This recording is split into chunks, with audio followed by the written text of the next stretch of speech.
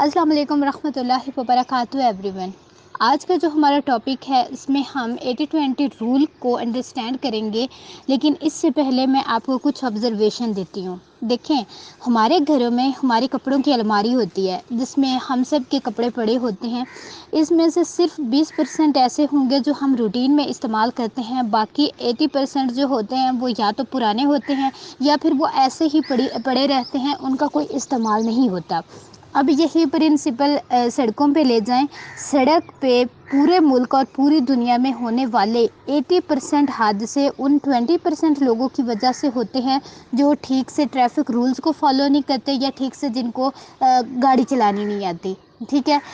Same اسی طرح اگر دیکھیں کہ جو ہمارے ایجوکیشنل انسٹیٹیوٹ ہیں یا جو اسکولز ہیں، کالجز ہیں، اس میں جو ہے اگر ٹوٹل 100 اسٹوڈنٹس ہیں تو صرف 20% بچے ایسے ہوں گے جو پوری کلاس کا یا ادارے کا 80% رزلٹ اچیو کرتے ہیں۔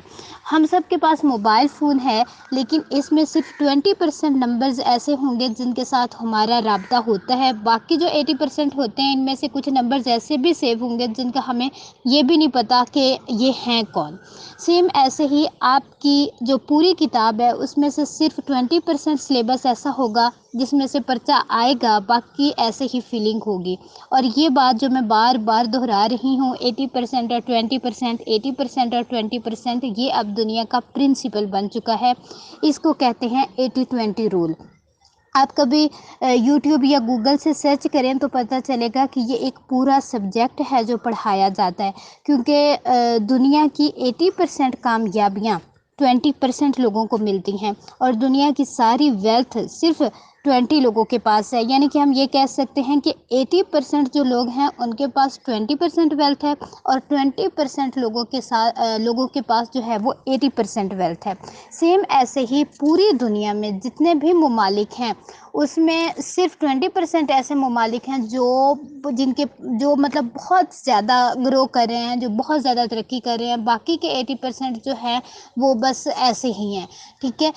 اسی طرح جتنی بھی لینڈ ہے ہماری، جتنی بھی زمین ہے، اس میں سے صرف 20% زمین ایسی ہے جس سے جو ہے وہ کچھ نہ کچھ گرو ہو رہا ہے، جو انسانوں کو فائدہ دے رہی ہے۔ باقی 80% جو ہے وہ ایسے ہی جو ہے وہ بنجر پڑی ہے، ٹھیک ہے۔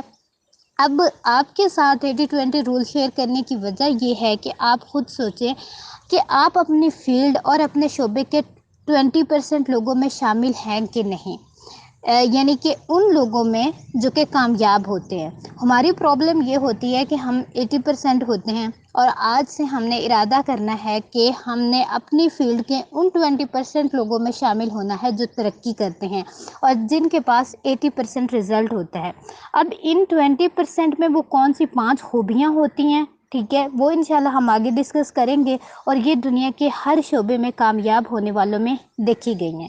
وہ کون سی خوبیاں ہیں ان کو ہم سٹیپ بائی سٹیپ ڈسکس کریں گے۔ ان میں جو سب سے پہلی خوبی ہوتی ہے وہ ہے ریشنل تھنکنگ۔ یہ سب ریشنل لوگ ہوتے ہیں، یہ مفروضوں پہ بات نہیں کرتے، یہ حقیقت پہ بات کرتے ہیں، اور اس کا مطلب یہ ہے کہ ان کا جو علم ہوتا ہے نا وہ عقل اور فہم کی بنیاد پہ ہوتا ہے، وہ تدبر، تحقیق اور ریسرچ کی بنیاد پہ ہوتا ہے۔ جیسے مثال کے طور پہ کوئی آپ سے پوچھے کہ آپ نے کہاں جانا ہے، اور آپ آگے سے کہیں کہ شاید میں نے ادھر جانا ہے، نہیں، آپ کو کلیئر پتہ ہونا چاہیے کہ آپ کی منزل کیا ہے اور کس راستے پہ چل کر آپ اس تک پہنچ سکتے ہیں، ٹھیک ہے۔ اور یہ تب ہوگا جب ہم عقل سے کام لیں گے، اور اسی لیے قرآن میں بار بار کہا گیا کہ کیا تم غور نہیں کرتے، کیا تم جو ہے وہ عقل سے کام نہیں لیتے، اور بار بار عقل والوں کے لیے کہا گیا کہ اس چیز میں اس بات میں عقل والوں کے لیے نشانیاں ہیں، ٹھیک ہے۔ اور یہی جو ہے یہی ریشنل تھنکنگ ہے۔ اور مفروضہ کیا ہے؟ مفروضہ یہ ہوتا ہے کہ تکا لگا کر دیکھتے ہیں، لگ گیا تو ٹھیک ہے، ورنہ دیکھا جائے گا، ٹھیک ہے۔ یہ ریشنل ہونا نہیں ہے۔ ریشنل ہونے کا مطلب ہوتا ہے سرچ، محنت اور حکمت سے اپنی منزل تک پہنچنا اور کامیابی حاصل کرنا۔ دوسری خوبی ان میں کون سی ہوتی ہے؟ وہ ہوتی ہے رسپانسبلٹی، ٹھیک ہے۔ یہ سب لوگ رسپانسیبل ہوتے ہیں، اور رسپانسیبل کا مطلب ہے آپ کی ابیلٹی کا رسپانس۔ ان کو پتہ ہوتا ہے کہ یہ میری ذمہ داری ہے، یہ میرا کام ہے، ٹھیک ہے۔ دیکھیں، جو آپ کی زندگی ہے ٹھیک ہے، اس کو ہم خود چلا رہے ہوتے ہیں نا. یہ جو ہماری زندگیاں ہوتی ہیں ان کے اسٹیئرنگ ہمارے اپنے ہاتھ میں ہوتے ہیں. تو اسی لیے جو بھی واقعات ہو رہے ہوتے ہیں، جو مشکل آ رہی ہوتی ہے، جو آزمائش آ رہی ہوتی ہے، اس پہ اس کے ذمہ دار بھی ہم خود ہوتے ہیں. ٹھیک ہے، کیونکہ دیکھیں اگر ذمہ داری نہ ہو تو کل کو قیامت والے دن ہم جو ہے وہ اپنے رب کے سامنے جواب دہ ہی نہ ہوں. اور جواب دہ صرف وہ ہوتا ہے جس کو کوئی ذمہ داری دی جائے، جس کو کوئی اختیار دیا جائے. مثال کے طور پہ ایک کلاس کا ٹیچر ہے، اسے اسکول کی طرف سے فیس دی جا رہی ہے، کتابیں دی جا رہی ہیں، ملٹی میڈیا ملتا ہے، سب پرووائڈ کیا جاتا ہے.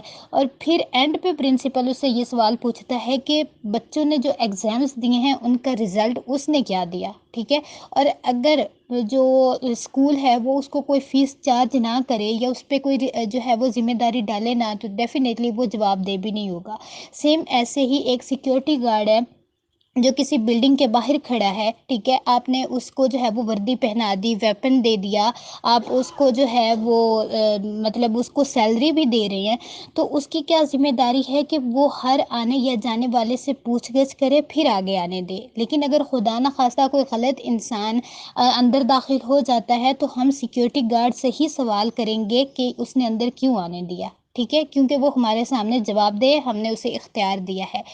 ایسے ہی ایک قلم جس کو دے دیا جائے اس کے پاس بہت بڑا اختیار ہوتا ہے. جج جو ہے نا وہ ایک سائن کر دے تو لوگوں کو پھانسی ہو جاتی ہے. کوئی کمشنر آفس میں بیٹھا صرف ایک سائن کر دے تو پتہ نہیں کتنے سالوں سے جو کام ڈیلے ہوتے آ رہے ہوتے ہیں وہ ایک منٹ میں ہو جاتے ہیں. تو یہ ساری جو چیز ہوتی ہے نا یہ ہوتی ہے اختیار کی. ٹھیک ہے، اور یہ اختیار کب آتا ہے؟ جب ہم ذمہ داری قبول کرتے ہیں. ٹھیک ہے، سو کوشش کریں کہ ایک ذمہ دار انسان بنے. آپ کو پتہ ہونا چاہیے کہ یہ میری ذمہ داری ہے، یہ میرا کام ہے اور اس کو میں نے بہترین طریقے سے پرفارم کرنا ہے. تیسری جو ان میں اچھی عادت ہوتی ہے وہ ہوتی ہے بگ تھنکنگ. یہ بہت بڑا سوچتے ہیں. ٹھیک ہے، یہ لکیر کے فقیر نہیں ہوتے. ٹھیک ہے، یہ جو ہے وہ چار دیواری میں بند رہنے والے لوگ نہیں ہوتے. ان کا جو یہ اوپن مائنڈیڈ ہوتے ہیں، یہ ان کا کھلا دماغ ہوتا ہے. ٹھیک ہے، ان سب کی سوچ بہت بڑی ہوتی ہے. اور واصف صاحب کا جملہ یہ مجھے بڑا پسند ہے. وہ فرماتے ہیں کہ بڑی منزل کا مسافر چھوٹے جھگڑے میں نہیں پڑتا. صحیح ہے، تو کیا کریں؟ Learn to forgive and learn to forget. بھولنا سیکھیں اور معاف کرنا سیکھیں. اور اس پہ میرے نبی کی حدیث ہے کہ جو چاہتا ہے کہ مجھے اللہ معاف کرے، اسے چاہیے کہ وہ لوگوں کو معاف کرے. جو ہے وہ پازیٹیو رہیں اور معاف کرنا سیکھیں اور بڑا سوچیں تاکہ بڑے بڑے کام کر سکیں. نمبر 4 پہ جو چیز آتی ہے وہ ہے سیلف اپروول. دیکھیں ہم نے سب سے پہلے خود کو اپروو کرنا ہوتا ہے. جیسے وہ ایک چیز ہوتی ہے نا، کسی پیپر پہ کسی چیز پہ جب اسٹمپ لگ جاتی ہے تو اس کا مطلب ہوتا ہے کہ یہ اپروو ہے. اب اس کو جو ہے وہ مان لیا جائے کہ یہ بالکل ٹھیک ہے. صحیح ہے، تو پھر جو ہے ہم نے کیا کرنا ہے؟ ہم نے سب سے پہلے خود کو اپروو کرنا ہے، پھر لوگوں سے توقع کرنی ہے کہ وہ ہمیں اپروو کریں. ٹھیک ہے، اگر ہم اپنی نظر میں معتبر نہیں ہوں گے، ٹھیک ہے، اگر ہمیں خود پہ ہی یقین نہیں ہوگا کہ ہم کچھ کر سکتے ہیں، تو ہاؤ از اٹ پاسبل کہ دنیا جو ہے وہ ہم پہ یقین کرے گی کہ ہم کوئی بھی بڑا کام کر سکتے ہیں. سب سے پہلے ہمیں اگر کسی چیز کی ضرورت ہوتی ہے تو وہ ہے سیلف اپروول.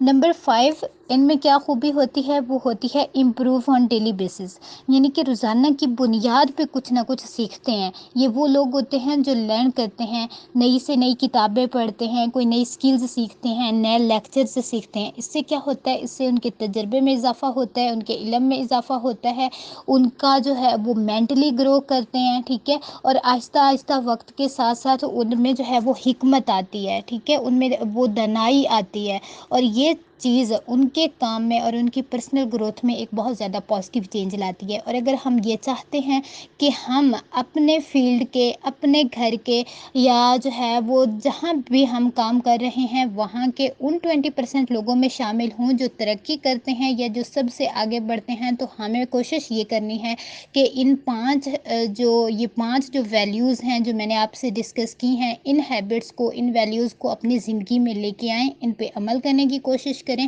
دین ہم دیکھیں گے کہ انشاءاللہ ہمیں بہت زیادہ پازیٹیو رسپانس دیکھنے کو ملے گا. بارک اللہ فیکم. السلام علیکم ورحمۃ اللہ وبرکاتہ.